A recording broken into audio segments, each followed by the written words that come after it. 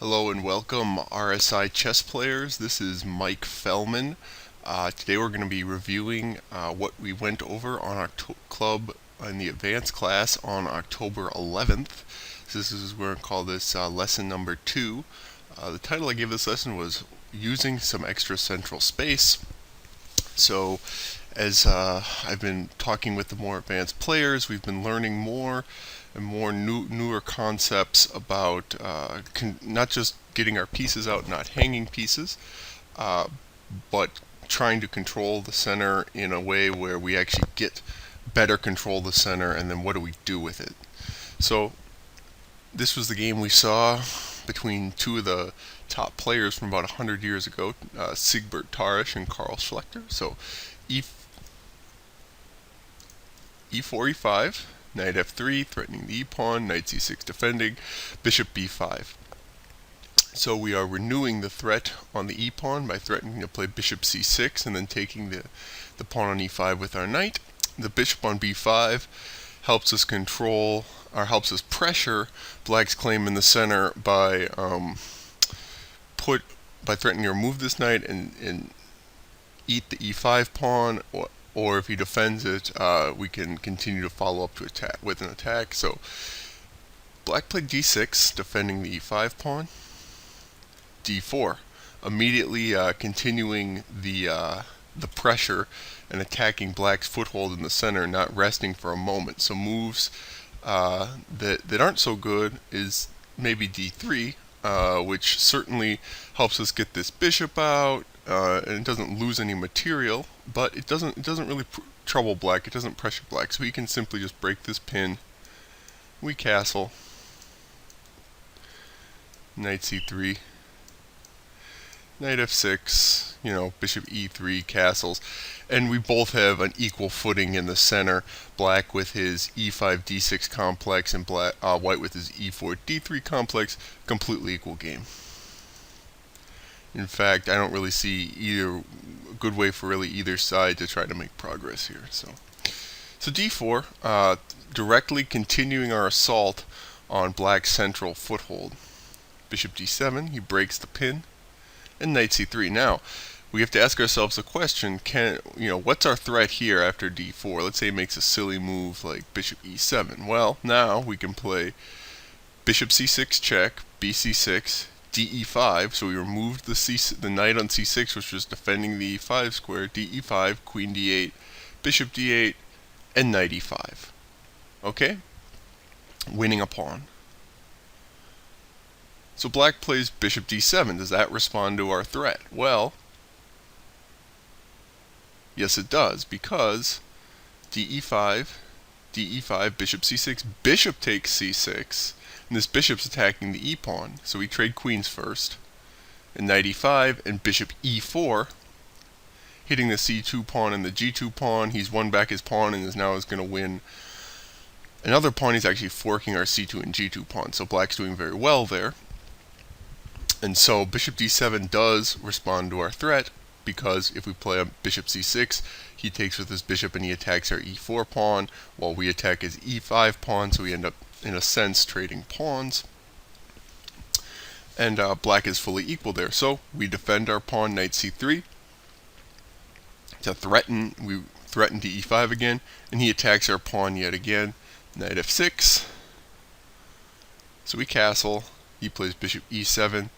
Rook e1, defending the e4 pawn, and once again, now after bishop c6, he's defending the e-pawn twice, or attacking the e-pawn twice with his bishop on c6, his knight on f6, and we're attacking the e5 point twice, so we are threatening to win a pawn. So black is forced to resolve this issue by playing ed4, or knight d4 as he played in the game. So knight d4,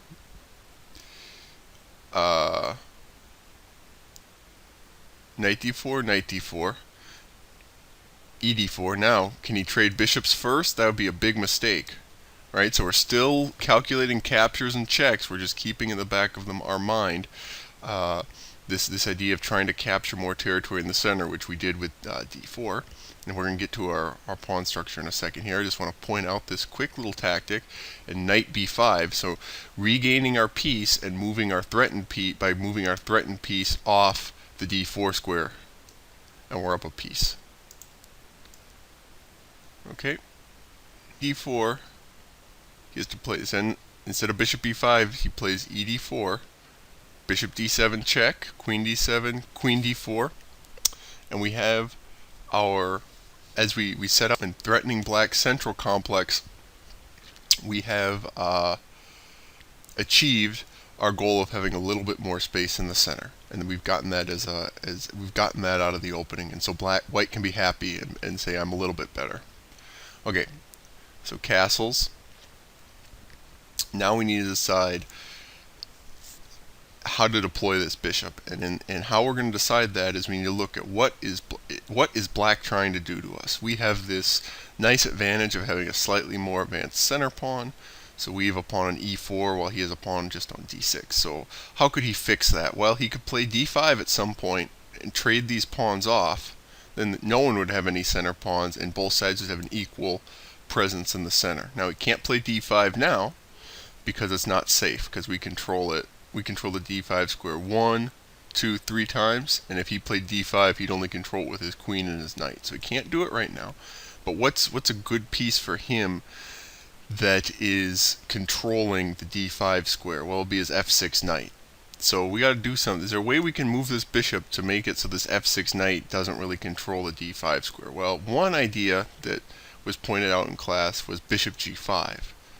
So now we're threatening bishop f6 at some point, not right away, at some point, if he ever plays d5, and then the knight on f6 is just off the board, and we influence we increase our control of d5 because we're threatening a take here. So rook ad8, rook ad1, c6, f3, d5, bishop f6. The problem is he can play bishop f6 himself, attack our queen. Queen has to retreat, and now he can take off our knight controlling d5, queen c3, and d4, and has equalized because he has been able to advance his center pawn. So bishop g5 is an interesting idea, but doesn't quite do the job. So b3 exclam. We're going to put our bishop on b2 on this square, on this the longest diagonal on the board. Is going to be lined up with our queen, and together they're going to be lining up on g7. Which, if we can play queen g7, that would be checkmate. Now, what does that have to do with d5? Well, you'll see in a minute here. So rook fe8, he's putting his rook on an open file. Bishop b2. Okay, so now, if d5 ever occurs, right, we can take with the knight, and if he takes back with his knight, queen g7 is checkmate. So he cannot move this knight off f6, because it exposes him to queen g7 mate, right? So, again, we're indirectly controlling the d5 square because this knight is locked down to f6. It can never take anything on d5 because we take with the knight. Okay? So bishop f8, defending the g7 point, rook ad1. Yet another piece hitting holding up this d5 advance. So now black really needs to get him play aggressively and fight for d5. So one way to do that would be to control the d5 square with another pawn, and that would be by moving c6. So during the lesson I suggested c6, f4, queen c7, king h1 to avoid this move, which would force queens off the board because his queen would be pinning our queen to our king on g1. b5, queen d3, rook ad8. And the idea here is now black can play b4, drive our knight away, which our knight's controlling d5 just like his is too. So b4 forcing our knight to move, and then he himself can play d for d5. So I said like rook d2, trying to triple up, b4, knight a4, bishop e7, d1, d5. Now I'm playing bishop back to e7 because if I play d5 right away, I can remove his knight, double his pawns, have his weak king to attack, and be very happy with the opening. Okay. This is a clearly better position for white just because of the weak king, the weak pawns to attack. Okay. So bishop e7, stopping that. d5. And we see our knight on a4 no longer controls the d5 point. And we drove his knight away with we drove the white knight away. Black drove our white knight away with b5, b4. Okay? So black's close to equal there. Instead, he made kind of a mistake. He played queen c6, again trying to increase his control of d5, but not in nearly as an effective manner as c6 does with b5, b4, not only driving our knight away, but by controlling the d5 square with his own c6 pawn. Okay? Alright, so queen c6, rook d3, rook e6, rook to e3, rook ae8, h3. Okay, h3. We're moving a flank pawn, but it's with a specific reason. We don't want our knight harassed, or our rook harassed by this knight. Okay, queen b6, queen d3, no queen trade, right? We have usually when you have more space in the center, and you want to avoid trades. So now black figured out that he really ought to have been playing c6 all along, so he does it. But it's with he wasted 2 moves, queen c6 to b6, and that's really going to hurt him, especially putting his queen on b6, because now, as we saw in the lesson, is one I remember you guys were able to find this maneuver to totally lock down black's position, which meaning stop the d5 advance forever, and it's by getting our own pawn to c4, which will control the d5 square, and we can do that by moving our knight. So how should we move our knight? Well, should we go to d1, e2, b1, or a4? Well, we really want to keep it on we'd like to keep it on c3 because it controls the d5 square, but then we can't move our c pawn without moving our knight. So we want to move our knight away, play c4, and move our knight back. So there's a way we can move our knight and gain time in the process. Right? And the answer is knight a4 attacking the queen. So his queen has to move c4. Now d5 is essentially stopped forever because we control it with 2 pawns. So he tries knight d7. He's trying to play, he's given up on d5, and he's going to try to play for knight e5. King h1, f6, just plugging up the diagonal. Queen c2, knight e5. He was going to have to retreat his queen anyway after knight e5, so he just does it a move early. Knight back to c3. Knight f7. Okay, so here's a very important moment. Can black do anything in the center? G5's not G5. Doesn't ever want us to play G5, but D5 is not safe because we control it we control the d5 square too many times. f5 is not safe either. We control it too many times. You can't advance in the center. So now we can move flank pawns and start our attack on the wing. So g4. Okay. So after the center is totally stabilized, we've developed all of our pieces, and we've essentially conquered the center. Taken it, made it so we'll always have better control of the center. Now we can advance flank pawns. So g4. The idea is we're going to swing these rooks to the g line. Let's play rook g3 and rook g1, and play for g5, h4 and g5, and open the g line, and then we'll have both our rooks, our bishop, our knight, and our queen all pointed at his king. Okay, and he won't have enough force to defend because he'll only be able to defend with his queen, his bishop, and his knight. Other thing to notice here, guys, is you see these rooks on e8 and e6 can't really do anything but commit suicide on e4, right? Because he can never play d5 and open up this file. Okay, queen a5, d1, h4, knight e5, rook g3, knight f7, f3. Just locking down the e4 point, blunting the rooks, stopping the rooks from getting in. We still are stopping d5. Knight h8. Not much black can do, actually. Knight e2. Knight. We still have to be careful here. So let's say we try to move like we try to move like this. Knight d4 seems reasonable enough. Uh-oh, he can play d5. Wait a minute, he doesn't control the square enough, but it uncovers an attack on our rook. So he gains it with, he can play this tricky move. We have to do something about this hanging rook, and then he can take here. So we have to move our rook. And then he can try taking there. And we do get his rook, but he gets a lot of play. He's coming in like this. Okay. No reason to allow that, so just rook dg1 defending this rook. So now d5 is never going to be uncovering a discovered attack on our rook, because it's defended. Queen f7, knight d4, threatening to win an exchange. g5, fg5, rook g5. So now, these rooks really aren't defending. This rook is a little bit along the 7th rank, but not this rook. So we have 1, 2, 3, 4 attackers, 5 attackers versus really 3 defenders. So we're going to be doing really well. g6, knight f5, rook e5. He's desperate to close the diagonal, so if he makes a silly move like rook e6,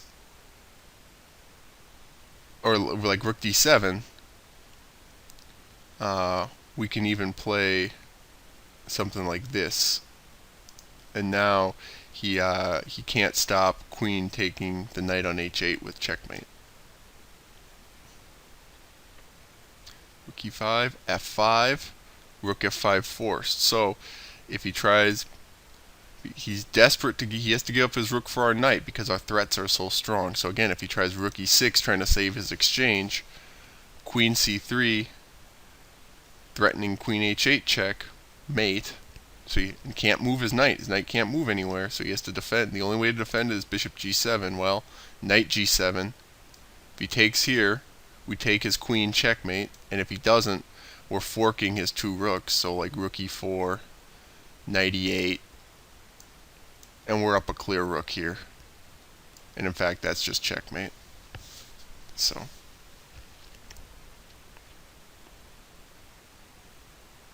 he has to play rook f5, ef5, bishop g7, fg6. Now the game ended here after fg6.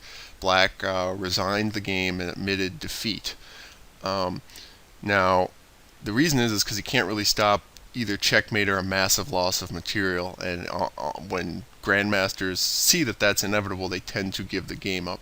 So it's not, now as students, it may not be obvious how the game might continue, but so here's one possible continuation would be hg6, bishop g7, bishop g7, queen g7, h5, and g6 is falling, and if he tries to defend it, it's like rook g6, hg6, knight g6, f5, forking this up. And if he gets fancy and tries to check us with queen h6, we just play queen h2. Not king g2 because he takes our rook, but queen h2.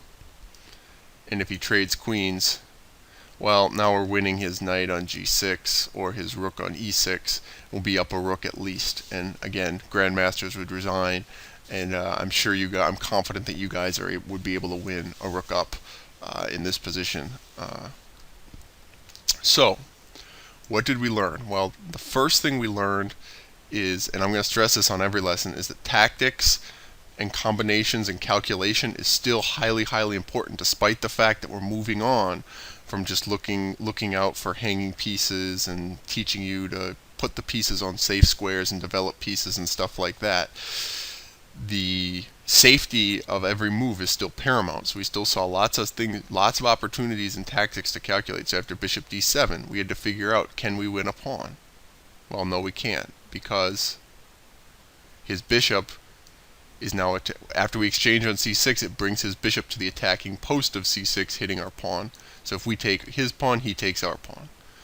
So we constantly had to be calculating that, and it wasn't until all the way down here that finally, when we were threatening to do this, okay, now black has to trade. The only way for black to stop from losing a pawn, because he can't defend the e5 square again, is to trade on d4. Okay, so we learned that. We also learned this. We had also to look at this little trick, right? So bishop b5, after he can't play bishop b5, right? Because we play knight b5, getting our piece off the square that his pawn is threatening it, and regaining our piece. So he has to play ed4, bishop d7 check. Can't take our knight because it's check. Queen d4, and getting to our pawn structure we like. Okay. We also use this checkmating idea along this long diagonal to hold up his d5 advance, because remember how here d5, knight d5, knight d5, checkmate. Okay? So the knight is kind of glued to f6, can't move, because if this knight moves, it opens him up on this long diagonal for checkmate. Okay.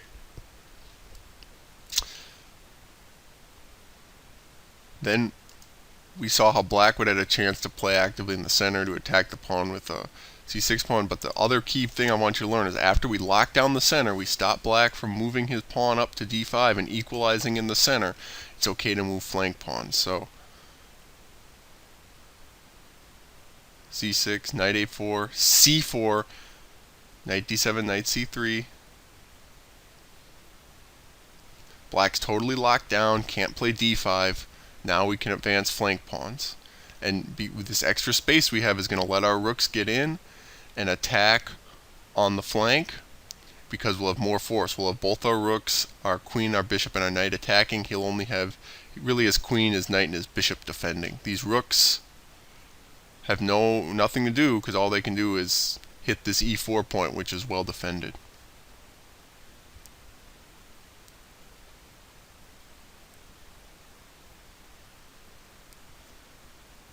We also notice the queen after d5. The queen would be attacking the rook, so we don't want to move it. We don't want to move this knight until we defend this rook again.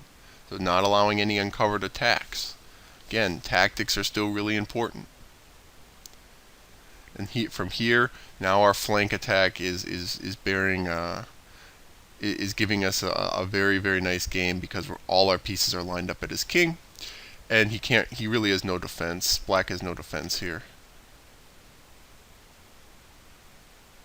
because we have 5 attackers and really only 4 to 3 defenders. So 5 is beating 3. Okay? Alright. So from the very first moves, we saw white was attacking the center. So knight f3 attacks black's foothold in the center. Okay, this is the third. The first thing was we're still looking for tactics. We're still looking for checks and captures and any sort of funny business our opponent could do to us to get free stuff from us, or ways we could get free stuff from our opponents. Still looking for that. Second thing is we saw when it was okay to move flank pawns after we've developed, or pawns on the edge, after we've developed all our pieces and locked down the center, secured the center, secured our advantage in the center. Okay, the final thing is, we're going to look how white played in the opening really quickly, is that we continue, from every move, he's continuing relentlessly attacking this e point. Okay, so knight f3, attacking e5, knight c6 defending it, bishop b5, threatening to take the knight off and then take here, d6, d4, attacking here again. And so now we're going to keep pressuring this point until black is going to be forced to play ed4 and give us our favorable center. And we talked about bishop d7. We talked about these moves, rook e1. So now we're threatening to take twice here, and he can't defend e5, so he has to allow us to get our nice center. Okay? Alright. So, continually attacking our opponent's strong point in the center when we're white. Always looking for making sure our moves are safe and are not allowing our opponent to get free stuff from us, and also looking to get free stuff from our opponent. And thirdly, developing our pieces in a way which secures an advantage in the center, and then After that has been achieved, so maybe around move 20 or 25, it's okay to move flank pawns on the side of the board where you want to attack. Okay, thanks for listening. Mike Fellman, signing off.